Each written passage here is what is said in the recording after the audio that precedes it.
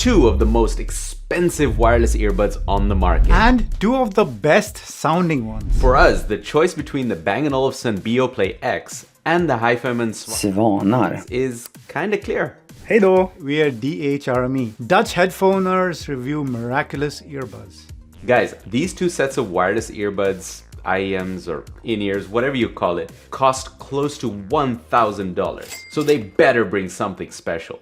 And well, the Svanar is bringing a special sound, which we'll talk about in detail later on. But on the hardware, you could say it's trying too hard. To start off with, the buds are built using premium materials, including carbon fiber, whereas the Bang & Olufsen leans into metal and glass on the touch surfaces. The Svanar does stick out more from your ears, and the shiny metal and the angular shape is gonna catch enough light to not be subtle.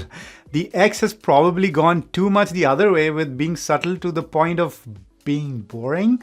On the cases, the multifaceted and multi-shaped case on the Svanar is anything but pocketable. Tight jeans will make you look like you have a medical problem versus the cool metal and flat case of the Bang & Olufsen X. You won't have medical problems with the buds though. Both were plenty comfortable for us, but the Svanar probably had the more secure fit. Both of these luckily support wireless charging as well as charging via Lightning, USB Type-C. We mean USB Type-C. And when on battery life, Bang & Olufsen claims 6 hours with ANC on, and Hifiman claims 7 hours on transparency mode. But we got a bit more than 7 hours on the X with ANC on and aptX adaptive. Whereas on the Svanar, we got 4.5 hours with ANC on and LDAC, which is a little concerning for the long-term durability of such an expensive product, since batteries are the first things to give way. And while these are both probably too expensive for us middle-class folks to work out in, it's good to know that the Hifiman has an above average IPX5 rating for liquids, and the Bang & Olufsen has probably an industry-leading IP57 dust and water resistance rating. But we can't talk about the buds without talking about the controls. And here is where the Bang & Olufsen X clearly races ahead for us. Having the touch controls housed under the glass circle clearly makes it avoid any kind of accidental taps while adjusting earbuds. Whereas we kept activating the Svanar touch controls even while just putting them in our ears or taking them out. It's not a deal breaker, but it is quite annoying. There is thankfully a clear audible signal indicating you've tapped the earbuds. Beyond that, the controls are on par between these two. You can do track, ANC and smart assistant control. However, you cannot do volume control on the Svanar, which you can on the Bang & Olufsen for both media and calls, which is a big advantage. But you're not here for just the build and design. So let's talk about ANC and Transparency. We were surprised and we had to double check our ears and testing gear for this, but the Hifiman Svanar takes the win here. The ANC especially was surprisingly good, and we put it in tier A of our ANC rankings, with the likes of the Status Audio Between 3 ANC and the Sony WF-1000XM4. Also, on Transparency, the Svanar kicks the X's ass with a reasonable tier B ranking. Enough for a short conversation, but not really a replacement for taking the buds out of your ears. The Bang & Olufsen just manages to be in tier C. And what we also really enjoyed is that the Hifiman has very little white noise, making it very usable for longer periods of time in this mode. Unlike something like the Status or the Sennheiser Momentum 3, which are very hissy in transparency mode. Now we know the audiophiles among you are going to whine. I just need to be able to hear my music. Forget about your popsicles, icicles, and test it. Popsicle, icicle. Testing. 1, 2, 3. The Bang & Olufsen let in more background noise, and the Hifiman tried to filter out outside noise at the cost of voice clarity. So no clear winner here, but it just depends on which situation you will use these earbuds in. Both of these struggle with heavier gusts of wind, but are fine with gentle breezes. About 2 meters per second was what we measured for Bang & Olufsen, after which it became unusable, whereas the Svanar could handle a little bit more at 3 meters per second, where the voice didn't quite break down completely. In quiet conditions, we used both of these for phone calls and there were no complaints. In terms of Fachmann controls on the Hifiman, is just answer, hang up. The Bang & Olufsen lets you control volume, as we said earlier, but neither of these allow you to mute the call directly from the buds. The Bang & Olufsen also has its own voice feature, which is essentially like transparency mode or side tone, whereas on the Svanar, it was always enabled by default. None of these though let you mute the call directly from the buds. You will have to take your phone out of your pocket if you want to do that. The Bang & Olufsen X clearly destroys the Hifiman Svanar in one area: smarts. The Bang & Olufsen app gives you a ton of customization using its iOS and Android app. You can tweak settings, sound, ANC. You can do no such thing with the Svanar Wireless, which is also appless at this moment, which is kind of a problem, as we'll see in the sound section. Unlike the X, you don't have any kind of multi-point support on the Svanar, although it's pretty easy to put into pairing mode using either the button on the case or long pressing both earbuds when they're in your ear. And the Hifiman lets you pull connection from a previously paired device, a handy feature that the Bang & Olufsen doesn't have. However, we did face some issues while pairing the Svanar. It at one point straight up refused to connect to one of our phones. Frustrating. But let's talk about the sound, because we have very few frustrations about that. So guys, let's be clear. These are two different sounding products. I mean, the stock tunings are very different. Neither is necessarily a bass focused IEM.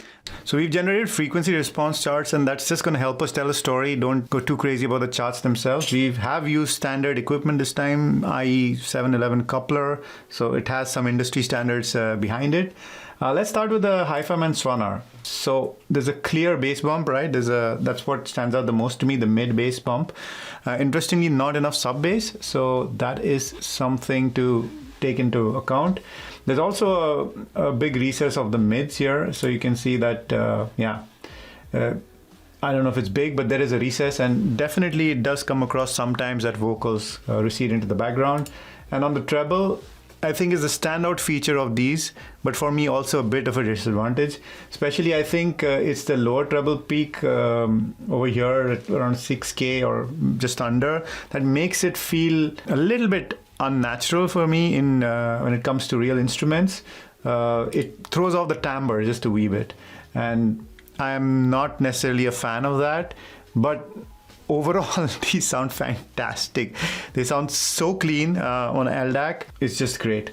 So now let's talk about the Bang & Olufsen X in comparison. And we're going to start off with the neutral profile and the optimal EQ, which is kind of the default EQ that these come with. A note on the Bang & Olufsen, you cannot enable any kind of EQ unless you switch out of ANC mode. So much like the Hifiman, they're clearly saying ANC mode is a particular kind of sound, and they're suggesting that the neutral is the best place to get the sound. Anyway, so we're comparing them, and you can clearly see these are two different flavors, of sound. The Hifiman has this big mid-bass bump here, whereas the Bang & Olufsen goes a little bit more, sub-bass, and there's a difference in the mid-bass as well. I do think that the texture on the bass on the Hifiman is much better, well, slightly better, because both of these sound pretty good to my ear. Now let's go to the mids. As we said, clear recess in both of these, so I'm not saying that the Bang & Olufsen is a great neutral sounding set of earbuds, quite the opposite, but there's a bigger trough here on the Svanar. And then let's talk a little bit about the treble. Clearly, the treble stands out much more on the Svanar, which is in red here. And the general shape of the higher treble is the same on both, and I really like it. But on the lower treble, they're a bit different, especially around this kind of like post-ear gain region, 2K, as well as here. So overall, very good sounding. Interesting thing about the Svanar is it has no other sound. This is the only sound you get. No EQ settings, at least not a first-party EQ.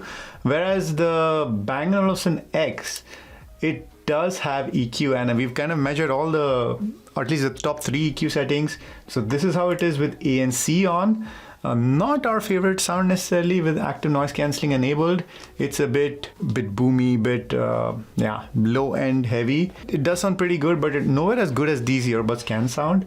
And then you have the neutral sound, and then if you throw that up next to the ANC, you see that the ANC really boosts this region here, which makes it much, a bit woollier or a bit more focused on the low end. On the mids, they're kind of similar, and on the treble also it's quite similar. The good thing about the Bang & Olufsen X is it can really take EQ very well. And it does not have an EQ as such. It has that disc thing which you move around. But for example, I wanted to just take one of those and compare them, and that's the clear, because I think the clear is more treble heavy and it compares quite well to the Svanar, I think. So you see on the clear setting, there's a clear reduction in bass. So that's the lowermost line, the kind of this yellowish, dull yellow line. On the mids, it's kind of, it catches up with the other two, and on the treble, it surpasses the other two. So if you want a more treble forward presentation, I really like this clear as a starting point. I in fact pushed it a bit further, but overall you can see that there is a difference here.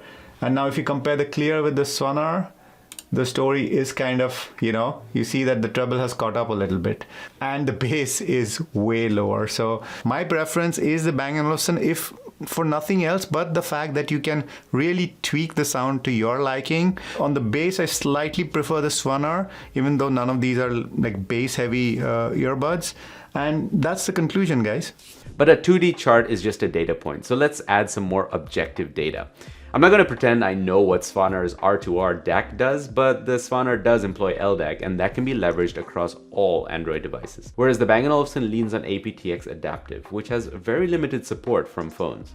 The lower aptX is supported on Android as well as Windows though. For use with iPhones, both of these support AAC, so keep that in mind. But if we had to choose between these buds, I think for me the choice is very clear, primarily because I'm not an audiophile. So sound is very important to me, of course, but probably not, I'm not as nitpicky as others. The Svanar sounds great, but they have just one flavor. And maybe if I were to add many earbuds to my list, I would choose Svanar as one of those flavors because it sounds really nice. Let's be very clear about that. But the Bang & Olufsen brings everything else in terms of sound. It has a bunch of additional features as well. And it has that app which can tweak a lot of things. So, and end of the day, wireless earbuds, portability is paramount. I mean, look at this. This is like, there's a huge difference. And this morning when I got up from bed, I was like trying to get these earbuds out. I was a bit sleepy and groggy. I couldn't even figure out how this case opens. So for me, all this is not worth it. And these are $100 more. So if I had to spend my own money, I mean, we did spend our own money, but if I had to spend my own money, I would definitely save $100 and get a pretty good sound experience. If it were only ANC that was important and transparency, then maybe I would go for the Svanar. But all said and done, these are on balance for us very good earbuds. These are as well, but if I had to pick between the two and save $100, the Bang & Olufsen X would be a choice. So that's it, guys. We bought both of these products with our own money. We never accept monetary compensation from companies whose products we review. So if you want to support, we'd be happy to have you guys as our patrons and YouTube members. You've been banging and swanning. And we've been DHRME. Dewey. Namaste. Forget about your popsicles, icicles, and testifying to the government about my audio cables.